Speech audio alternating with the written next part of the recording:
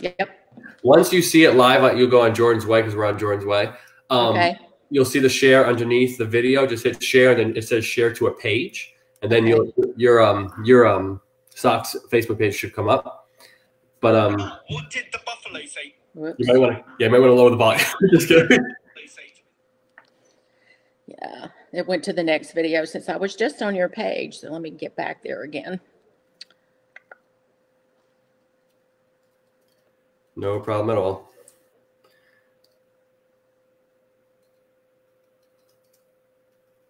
Okay, let me find it myself. As soon as I find it and see it, I will start talking. Okay, let's see. Oh my goodness. Okay, let's see. Let me know if you see it on Jordan's Way. I will. Yep, there I am. We are there. We are there. Okay. Hey guys, Kristopher Rotonda here with Jordan's Way Charities. I am here and excited. I usually talk to a lot of shelters that are dog heavy in terms of their population, but today I am speaking to Socks, Save Our Cats and Kittens, with my friend Nancy. Nancy. Hi. What's up, girl? Well, we're excited. All of us were excited about getting to talk to you, but I'm the only one that gets to do it. So I know. I came on and I was like, Felicia, how you doing, Felicia? And Nancy's like, who the heck is Felicia? And I was just like, I could have sworn that's who I was talking to, but no. It was my fault, guys. I actually was in the Fort Walton Beach area, and I missed on the opportunity of coming to this amazing rescue out there. Or I'm sorry, Save Our Cats and Kittens. And I am so apologetic to you, Nancy, because I was right down the street. Yes, you pretty much were. You know, if you hopped on the interstate, then you would have been not real convenient, but We'll right out.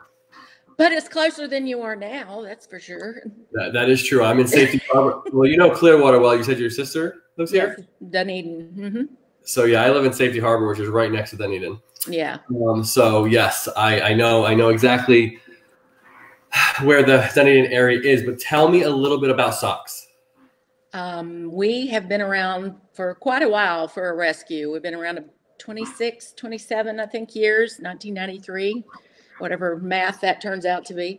We were founded by a lady named Sarah DeMonbran, and she was a school teacher and recognized that there were way too many cats roaming around, especially, ferals, community cats, and saw the numbers that were at our local county shelter and wanted to do what she could. So she started this out of her home and rapidly outgrew that. And then they moved into, this was before my time, into another building that they outgrew that. And now we're in the building we're in now. We moved there about 2004. So Wonderful. We're no kill. We're limited intake. Yep. We can house or care for around 75 cats, including the ones in foster. We try to keep the numbers low in the facility itself. The cats are better and happier. But it's cage free, so they're roaming around in there and doing their cat thing. We have a great catio, which not everybody has, but it's all the rage now. We're seeing more people build them, so we feel like we were ahead of the curve on that. But we just got it rebuilt. It's brand new. Nice. Yeah, it's really nice. The cats love it. We love it. We're run by a board. We have a few employees and volunteers, and we adopted out we find homes for around 400 every year. We're always trying to do better. But that's kind of where we are right now. You are one popular woman, Nancy. I have seen so many people come on the feed talking about how amazing Socks is. Well, good.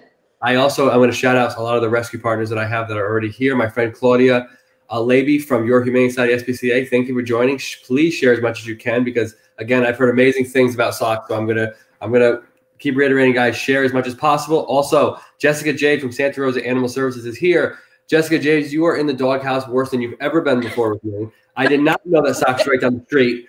It's your fault.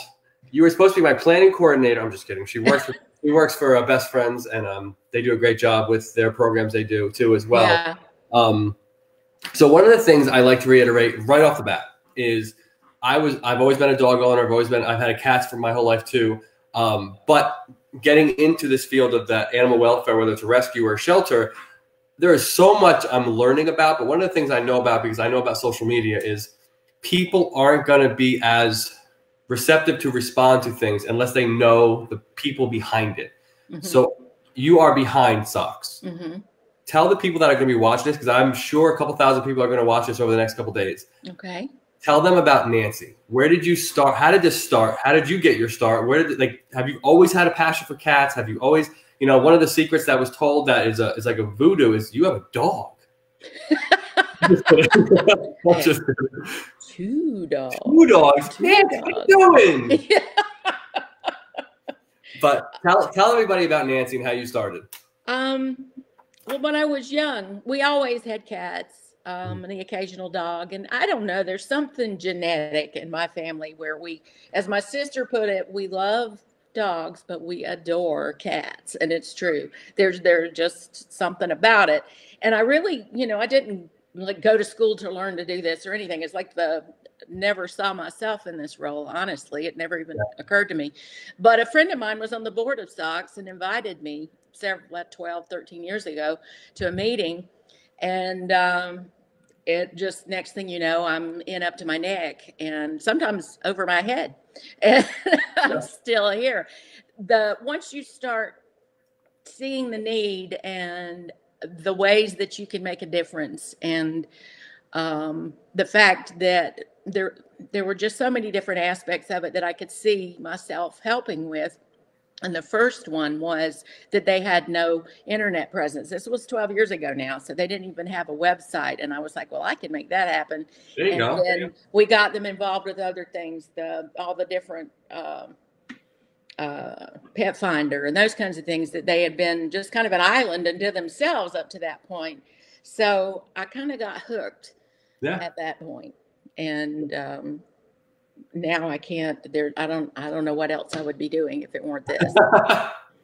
That's amazing. Somebody I want to shout out to, Raza Perez from Rescue Me down in the South Miami Redlands areas is watching. Thank you so much, Raza, for joining us. I am with Nancy from Socks, Save Our Cats and Kittens. Carol says, so proud of Nancy and Socks. Thank you, Carol, for joining. Marty says she has Nelsie and Pinky. Yeah, that's my dogs. You might want to give them back. Just kidding. Huh? I felt like you stole them. She's like, she has them. Get them. Tina says, love Socks. Thank you, Tina, for joining.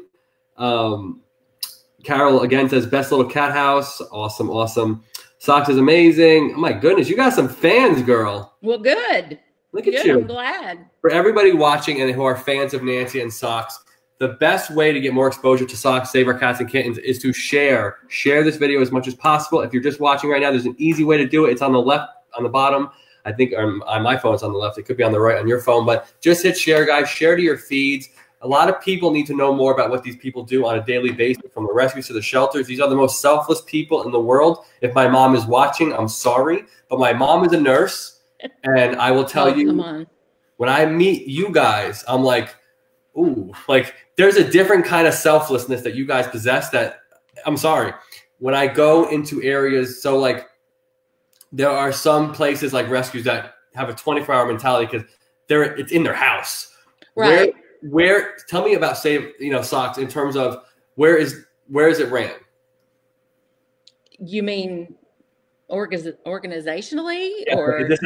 I have not been there. I don't know much. Okay. All right. Yeah. Well, we have a facility and we have an office where everybody works. We do have people come in and look at cats and kittens.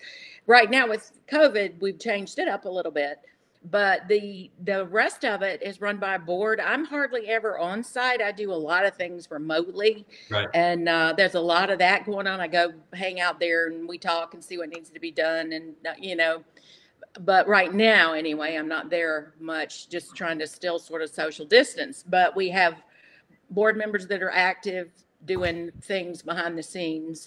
Like I said, we have Marty who does all our social media, and Elaine helps us with marketing. And we have an accountant and a grant writer, and all of these people that aren't sitting in the building with us. They're doing their thing. And we've grown quite a bit with those people, like the accountant and the grant writer and some others that we didn't always have. So we were poised to move forward, and COVID kind of whacked us a little bit, but we're okay. So I want to point out too, Brandy Winkleman from A-Hope is on the feed. Thank you, Brandy, for joining. Hi, Brandy. Michelle Benoit from Dog Totally Dog Rescue in South Florida. Thank you so much for joining. Marty says you have to come see our shelter. It's unlike anything else. I would agree. Can you explain what that means? Yeah, it's for one thing, we don't have many cages. The ones we do have are for sick cats. You know, they're like in quarantine or whatever. But we have separate rooms, and the cats are in there doing their own thing. We have them set up with as much as we can do home-like and still be healthy. And they just hang out and do their own cat thing, looking out windows. And then, of course, we have the adult room. The kittens they don't stay very long. They get adopted fairly quickly, thank goodness. So they don't really need as much enrichment as the adults do. So the adults have the access to the patio or the catio. Yep. And they can go in and out. There's pet doors, so they go in and out at their own whim. And some of them stay out there the whole time. And we did, again, COVID's kind of changed things up, but people would come in just to hang out and visit cats, and we liked that. We missed that, but it's kind of hard to do right now. But so how has COVID affected in terms of, I mean, let's start with funding. Has it affected some of your events, some of your fundraisers? Well, we have a thrift store on the same property that was doing fantastically well, and it provides about a third of our funding, which is pretty tremendous. So what happened was we had to close the store. It's been closed for about 2 months, and that was a serious impact. And some of our paid workers, we had to furlough. So that was the biggest hit. We've had some really good donors, and we've managed well, but we're looking forward to having all that funding back and be able to bring everybody back that we had on board. The funding part was just the least of it, though, as it turns out, because, we had to change a lot of our processes then and do a lot of it we learned from and we'll continue to do. I'm sure the online appointments and fostering from home, having our fosters do more of the social media and the interactions, whatever they're comfortable with. And that sort of thing. That's been the biggest thing. Plus, we had to let go all of our volunteers, and we just started accepting back the longtime volunteers this week. Today, it's only Monday. It was really good to see them. We missed our volunteers. For those that are watching that, will watch this in a later date. How can people help Socks immediately right now? Is there an Amazon wish list? Is there a donation place to donate money and food? How does all that process work? Okay, we have everything on our website, on our donate page. We have everything you can imagine in ways that you could help, including a link to our Amazon wish list. Perfect. Which we always you can imagine with the cats that we provide for, 75 cats that we're constantly going through food and litter and everything. We have also some other ways. There's another source besides Amazon. There's iGive. It's another way to shop and donate automatically. We have just about anything that we're doing in the way of a fundraiser is on our website or the Facebook page. The Facebook page it stays updated much faster. So our Save Our Cats and Kittens Sock Shelter. I think I got that reversed. Sock Shelter, Save Our Cats and Kittens. We are Socks for short. And some people don't, they look for us with socks and can't find it if it's not under Save Our Cats and Kittens. So we kind of have to push those together. But there's links on our webpage to everything. But the biggest thing, of course, most of us need, and I'll just flat say it, is money, is cash, because we have to pay, we have a mortgage. We own our building. Yeah. And we did some improvements last year to make the place healthier. That's one thing. The flooring was a big deal for us. That's we had poured epoxy, and the whole place is just cleaner. It doesn't, part of what Marty said, it's not like any other places. It does not smell like a cat shelter when you come in. That's good though. Yeah. That's good. That's one of the things I really want to touch on every time is the fact of COVID's really hit hard. I mean, COVID, I hate to say, has some silver linings when it comes to the emergence of fosters. Right.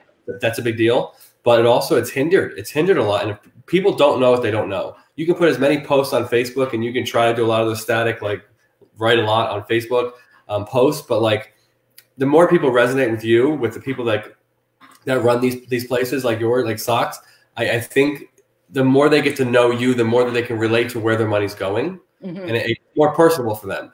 The other thing I want to make a touch on is people are mentioning the cat behind you. Yes. Who is the cat behind you? That is Griffin, and he is deep into a nap. But he's a Socks kitty. He was a foster fail.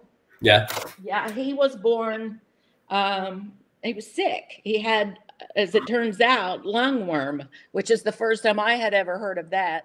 It's a parasite, and he was very, very sick. So he's well, but he is not in the least bit interested in talking to us right now. He's heavily into a nap. I'm going to take a nap. I want to make a shout out to my friend Michelle, who owns Paw Paw's Pet Rescue up there in the Hilliard area. I'm not sure how far Hilliard is from you guys, but she is another friend of mine. I am always so inspired when I talk to new people, because like everyone's got a new story. Everybody has these shelters and rescues that are just like doing amazing things. You know, give me some kind of success story that you've had in just recent times when it comes to a cat that has entered into your facility. Well, we've had a couple probably that I could talk about. Are you familiar with cerebellar hyperplasia, CH for short? No. I like to, the only thing I know to compare it to is like a palsy in a human being. It's a neurological condition. Okay. And kittens are born with it when their mother runs a fever, typically with Panluke.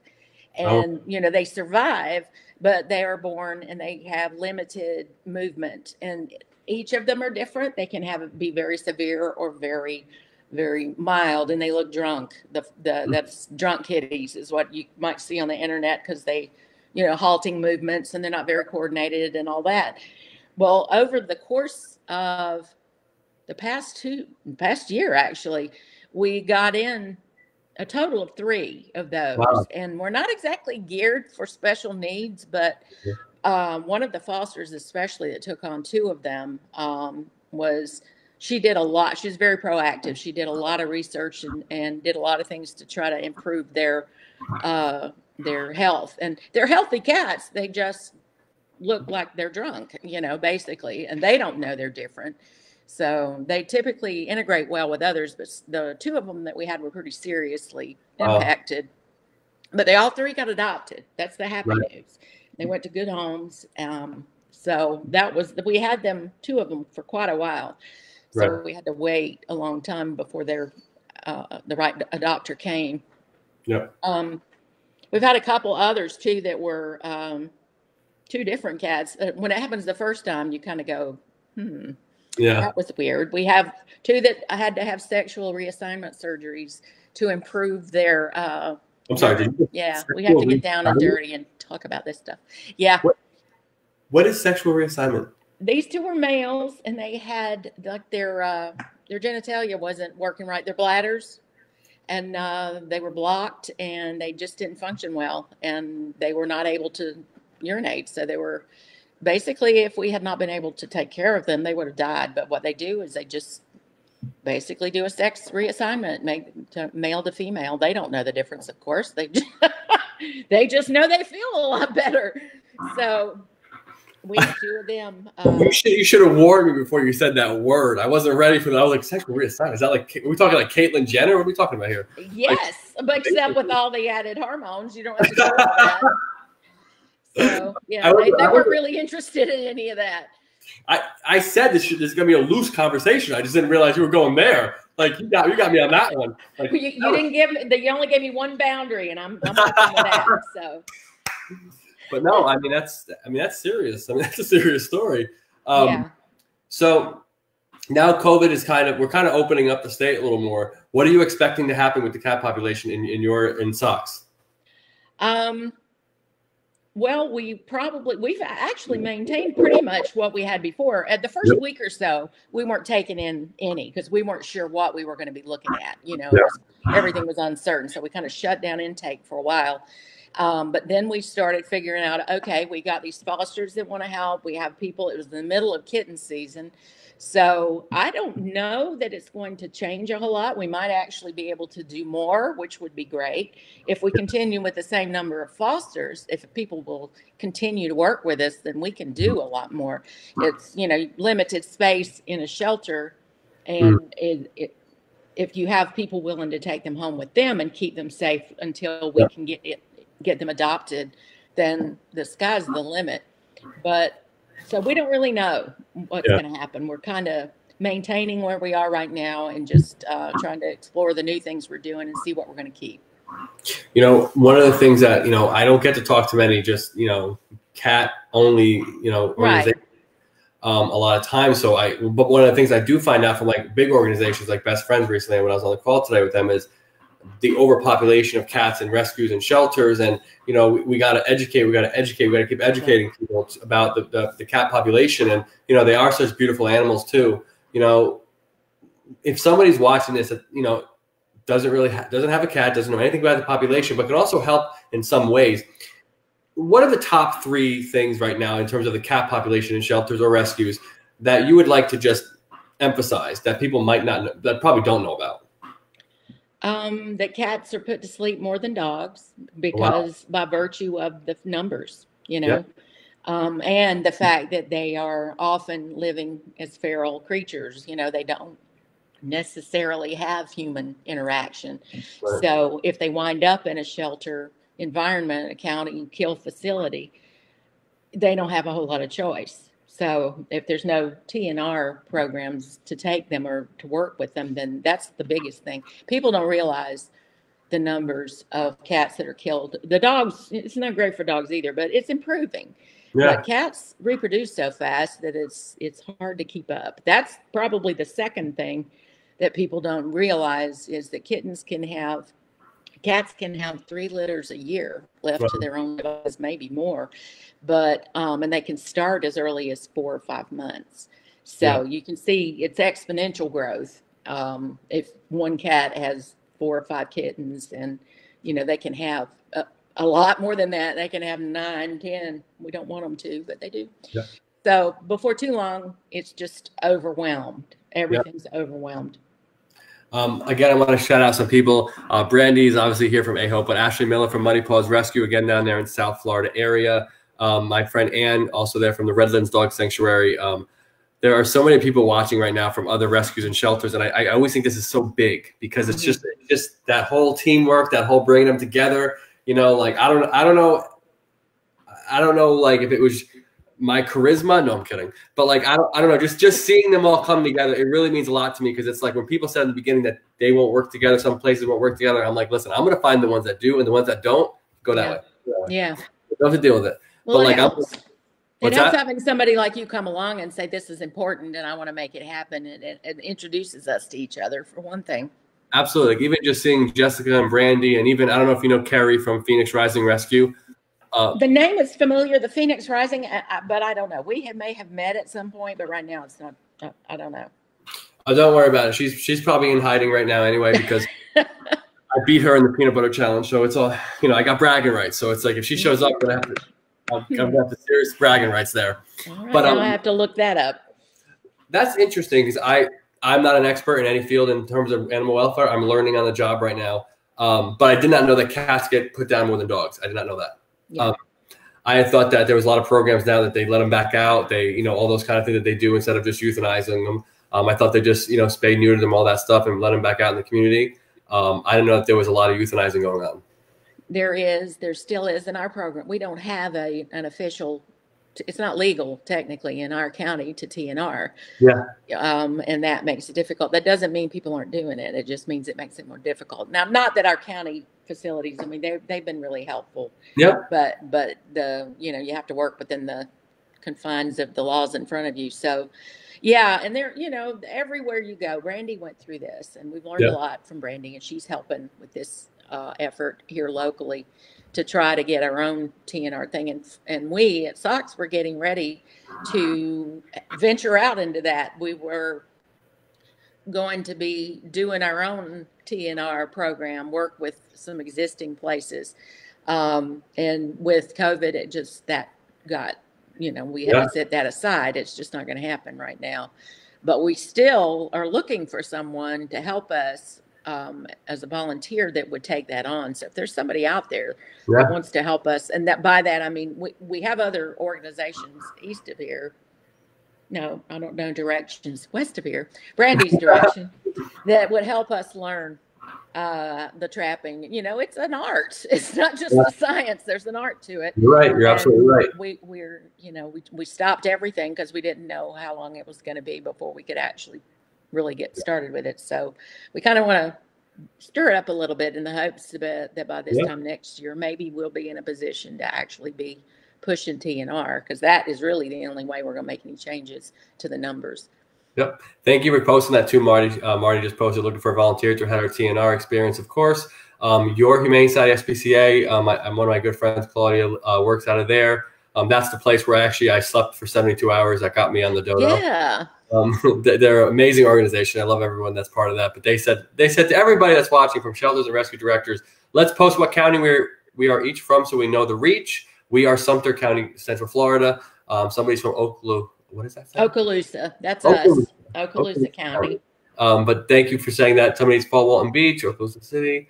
But I've been to Fort Walton Beach once, like for something I'd done. I competed in fitness shows, and I was there. Okay. So I was there one time for that. But I only stayed for like maybe a couple days. Brandy says, west of you, cat saving doesn't need to know directions. Cats don't know county lines. That's true. You go, girl. We've had that discussion. I like Brandy a lot. No, not here, somewhere else. Yeah. Now, are you guys involved in a lot of transports? We take advantage of the other organizations that do, like Brandy. We've worked with her quite a bit, but we also have worked recently with Saving with Soul, which is also here in Fort Walton. And there's a clinic in Dothan, which is another drive from here. And they didn't close when the one in Bay County did. So we were able to keep some of the spays and neuters going through them. Yeah. So I forget who I was talking to somebody from Saving with Soul. That's Crestview? Well, they're in Fort Walton as well, but it could be Jennifer. I think it's her. I'm not sure if that's the right name. I don't know them all that well yet, unfortunately. Felicia probably would give you a name. Jennifer Hagdorn. Yes, that's it. That's what I'm talking to. Yeah. I mean, I missed some people when I was there, and people let me know about it. No, yeah. No, I'm just kidding. What's that? I said, you met me. There we go. Saying that. There you go. So let me ask you, when COVID's not happening, how many cats or kittens are usually in your facility at one time, average? In the building, we try not to have more than 75. If we get more than that in the building, it's not healthy. That's a lot. Yeah, it is. It is. Oh. But we have space. That's the thing. We do have some space. It's not ideal because we don't like I said, we don't like to do that to them. They do pretty well. Somebody asked us once, don't you come into a bloodbath every day? And it's like, cats, they're just not like that. They don't, once they realize, okay, I've got my space over here and food, they've got food, they're fixed. They got nothing to fight about, really. Yeah. Every once in a while, they'll, get into a tussle, but we don't want to push it. But when we have the more fosters, our numbers go up. But that's, like I said, we try to kind of have a assembly line. They come in when they're of age, if they don't get adopted from their foster home, and we bring them in as there's space out. They go to get adopted, and we've got a pretty good adoption rate. So can we talk about that? How is the adoption rate there? Well, it's close to 100%. And the only reason it's not 100% is because sometimes they die. We have things that go wrong, and they're older. Senior cats are surrendered to us, and they don't do well. And there's some things you just can't help. And then, of course, there's sick kittens. But mostly, if they're not, if they don't get adopted, they're with us. They're once a Sox cat, always a Sox cat. But I don't think we have very many that have been there a long time. We have one who lives in the front office. Her name is Gretchen, but we quit trying to find her a home because she made it pretty clear she's happy where she was. So she lives and runs, she's the office manager. Yep. And, but we don't have anybody that's been there like for years. Yeah. So if somebody's watching this, and they will, there are probably going to be some questions about what is the process to be a foster or to adopt from SOCS. Can you kind of it's kind of similar. You go to our aforementioned web page, saveourcatsandkittens.com. We have an adopt tab, and there's a form there that you fill out to adopt. And there's under foster, there's a foster form, a link to fill that out. And our staff will get in touch with you as quickly as possible. Right now, we're asking for you to fill out an adoption form before you call to make an appointment or before you even try to come to the shelter. We want to know you're ready to adopt. Right. You know, and sometimes they will see them on our adoptable fosters page. That's where we have as many as we possibly can get up there, videos and the fosters talking about the cats and the kittens, and it's fun to go to whether you're going to adopt or not. They're just adorable. So that's where you start. Now, can you go into detail about what is the adoption fee to adopt? Yeah, right now I think we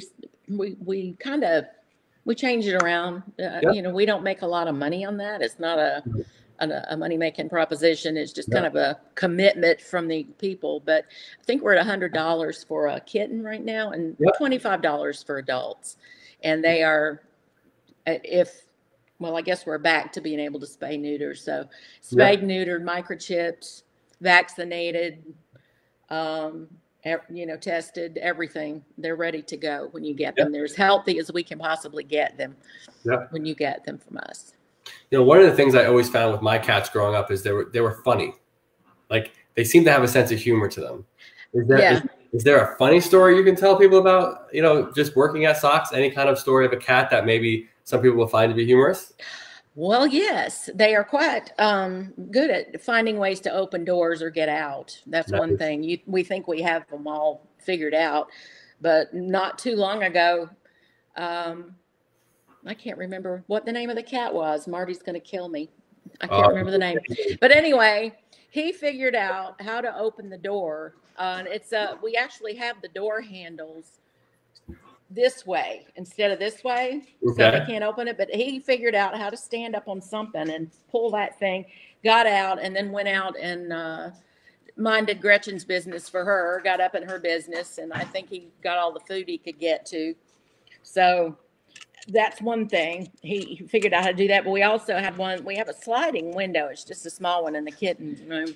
And it's the same kind of thing. Somebody opened that up, made their way through, and had set up in the office. What are you doing with dogs? I think I'm going to put on my headphones. The dogs just came in from their walk, so now they're going to talk about it. Oh my God. Felicia says blackjack. Was it blackjack? I didn't realize. Oh, okay. Also, he's a talker. He needs somebody to spend quality time listening to his complaints. He's a sweet cat, but he talks all the time. One of the things that I like for the people to highlight as well, is there a cat in your facility right now that maybe has been there a little too long, maybe a little older, that maybe you guys want to highlight and talk about just a little bit? It's funny. The ones that I'm thinking of are black cats. They just happen to be black. Yeah. And we don't typically have that big of a problem, but the one I'm thinking about now is she's female. Help me out here, somebody. There you go. I'm sure they will. Eleanor just wouldn't come to me. Eleanor, she is declawed on the front, and she's about 10 years old, and she wants to be the only cat. So she lives, and we have a kind of an open area that's between where the housing is, and there's the utility laundry room and the bathroom, and she lives out there, and she got special dispensation to live in there and go hang out in the laundry room and sit on the dryer when it's running, and sometimes get in it. But we have signage everywhere don't assume the dryer's empty because Eleanor might be in there, but she's sweet. She's just her own cat and the right situation. She's right at that 10. People look and think she's too old, and she's not. Yep. But she's also declawed, which makes us kind of sad. But she's I heard Eleanor and I've heard Tweety. Tweety, yes. I'm glad you said that. Yeah, Tweety is.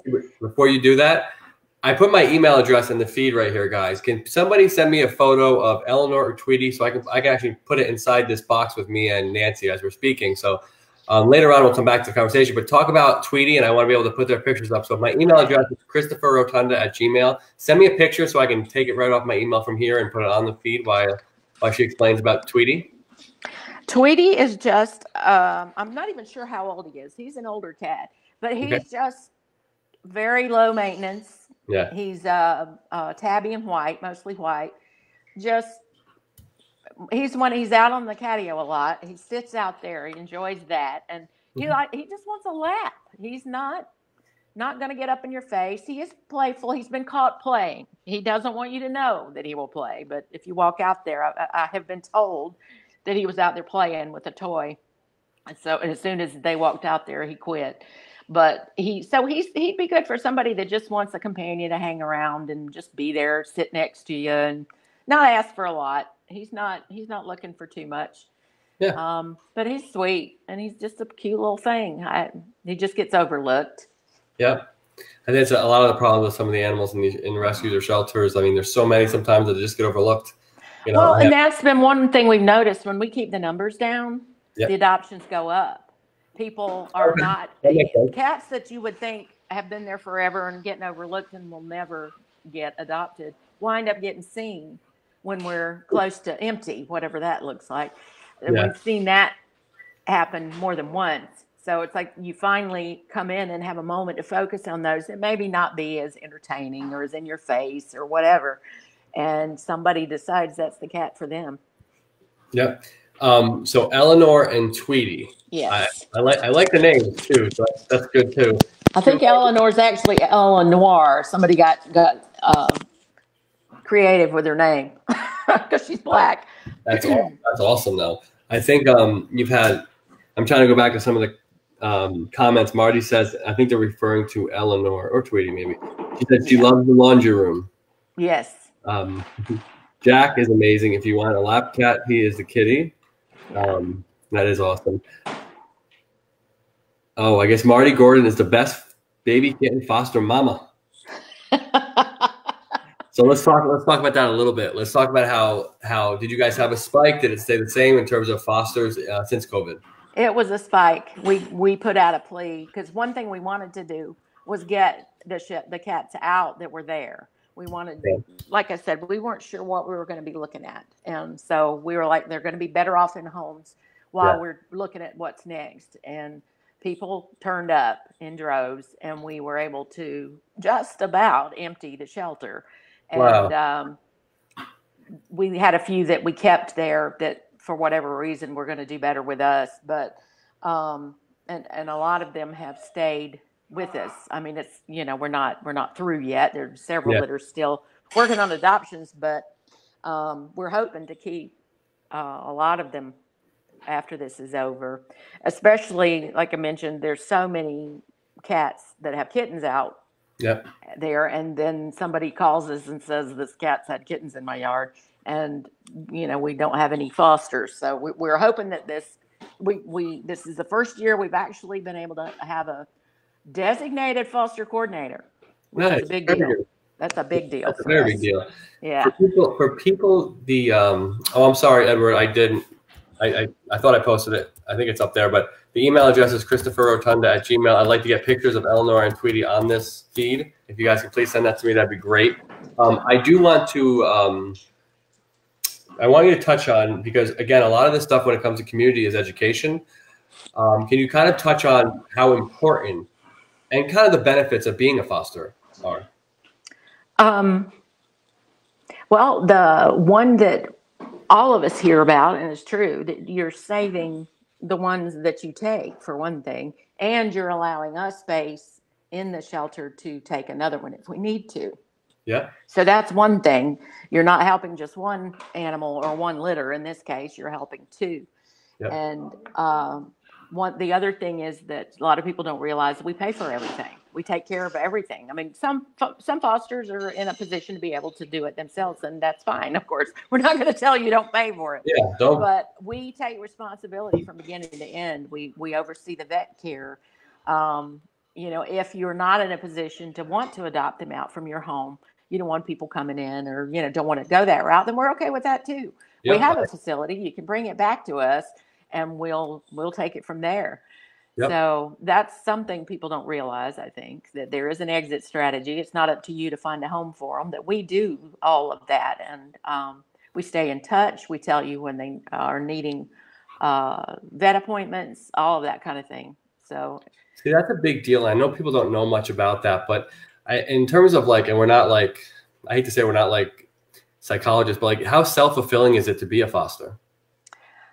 Well, it's wonderful, and it is awful at the same time. It's hard. It's wonderful because you get, for one thing, you not only get to see whoever. I mean, I've fostered adults, and also got one of those foster fails, but you get to see them recover. Oh yeah, that's Tweety and Eleanor is the black one. But you get to see them blossom sometimes. Like when you have a Tweety, we know what he's like in the shelter, but he could be completely different in somebody's home. He might just be Mr. Personality. We don't know that because he's not, you know, we don't get to see him in that environment. But it's wonderful when someone adopts them. It's also awful. It's sad when you have to give them up, but you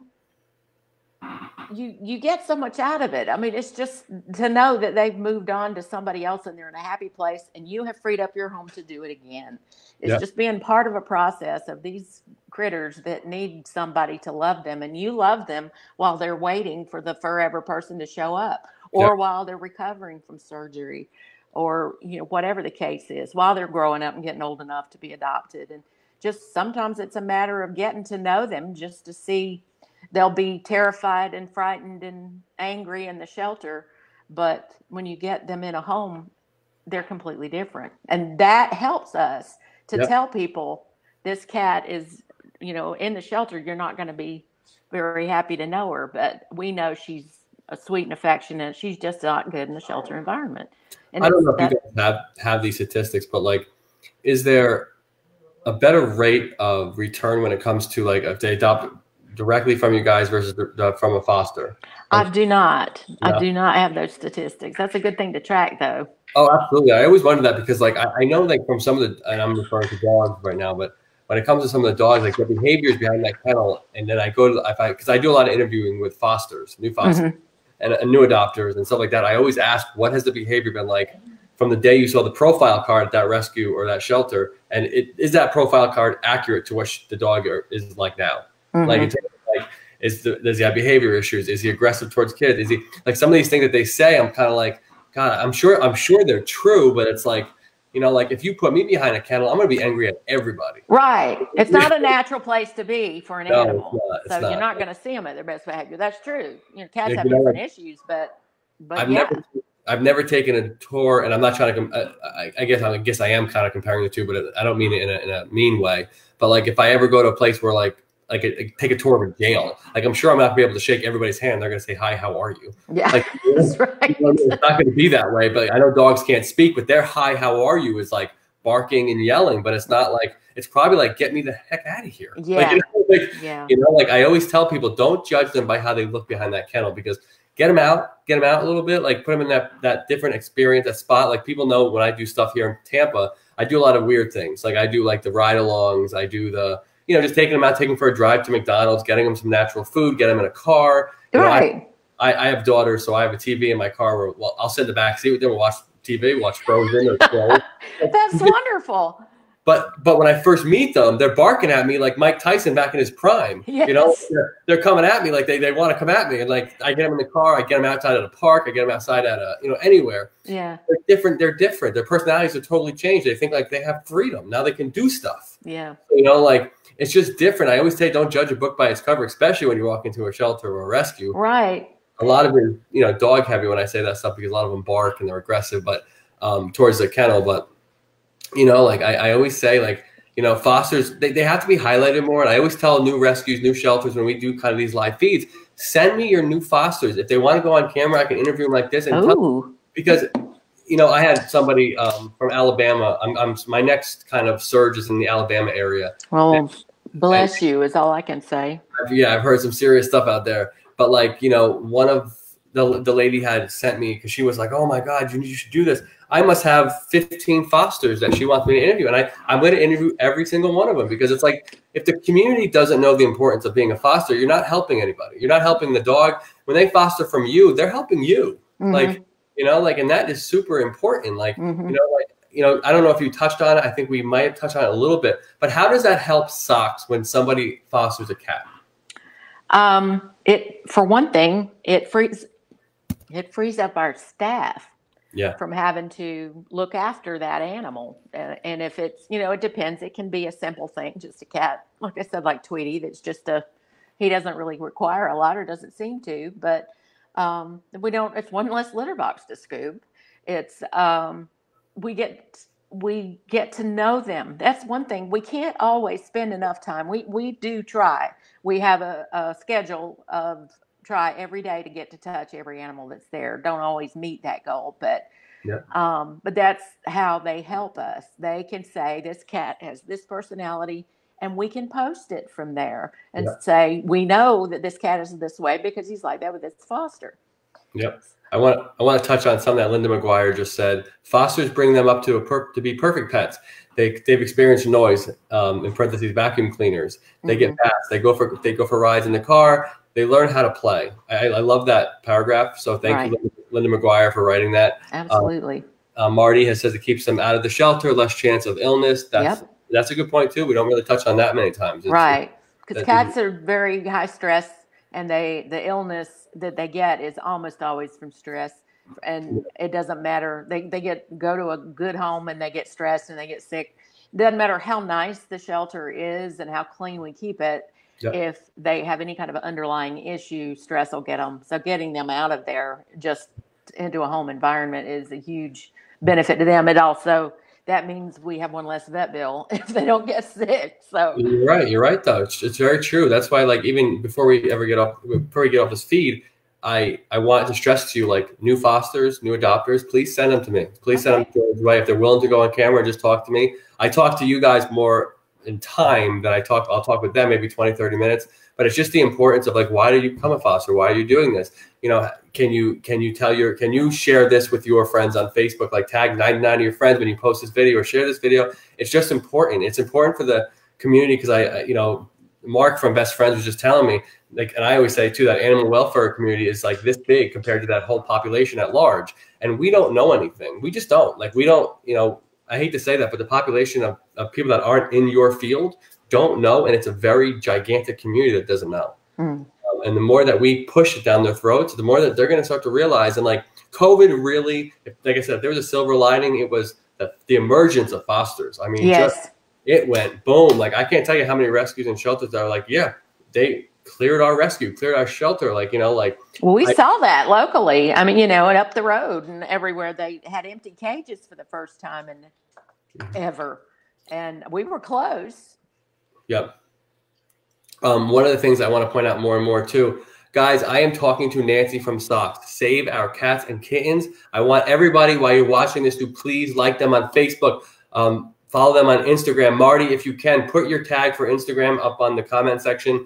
It's really important, guys. The reason why liking them on Facebook and following them on Instagram is so important, because the times that they need things, whether it's, tangible things, whether it's monetary, whether it's, getting an animal, a cat out of their organization, like, their voice is actually goes further when there's more people that are liking and following. You just don't know who they're going to hit.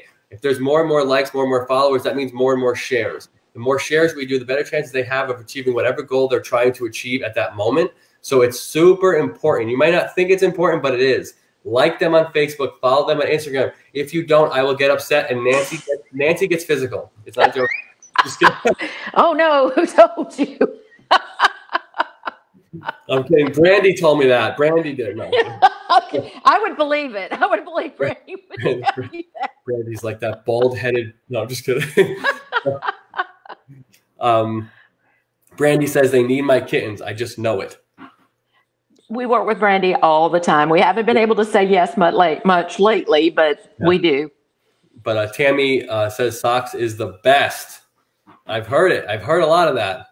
Yes. On this feed. Tammy's a good supporter. So in terms of your community and the people that are going to be watching this, because I'm urging everybody to share this video as much as possible. Share it on your feed. You can also copy the link on this video and you can tweet it out. As a man, I hate that word.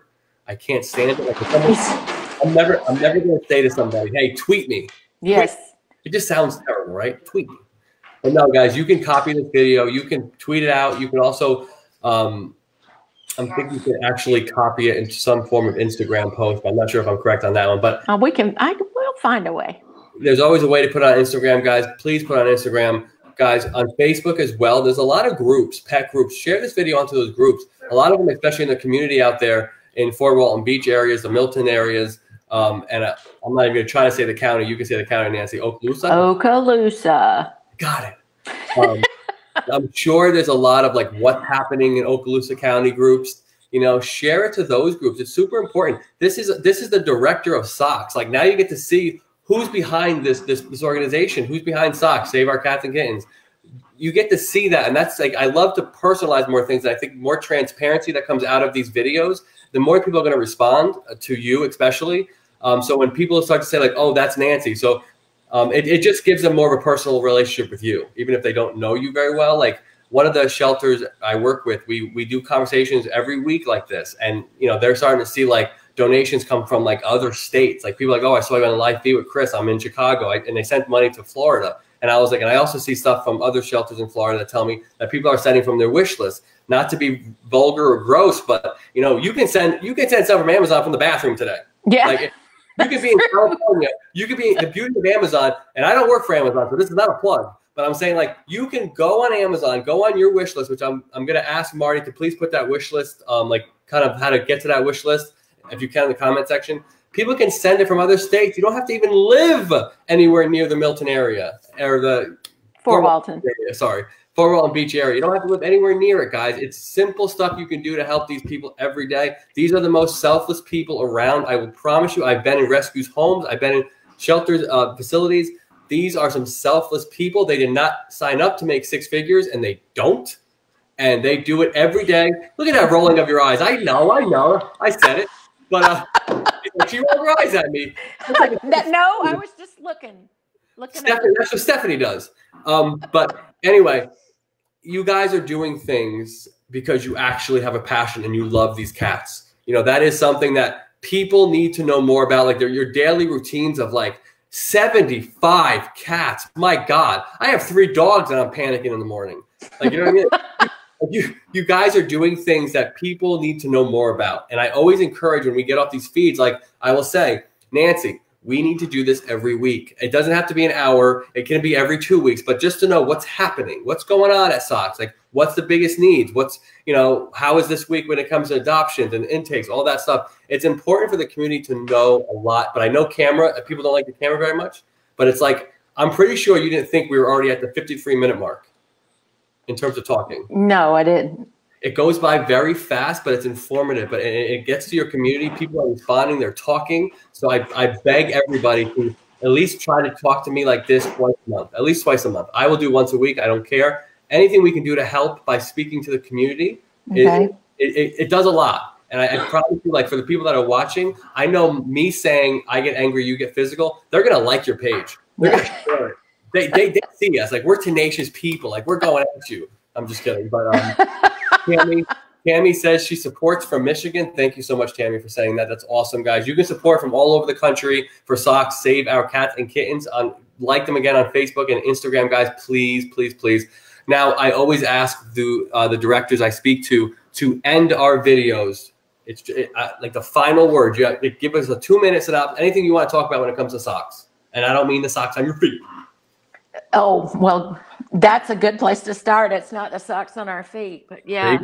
Yeah, socks has been here a long time, and we want to be here a long time more. And we have been positioning ourselves to be a big part of the community, but that requires everybody out there to help us. And so we're always looking for sponsors. We're looking for board members. We're looking for fosters always. And we were in a position to do a little better organization with that than before. So if you tried that last year and you got nowhere with us, try it again, because we actually have somebody working strictly with that.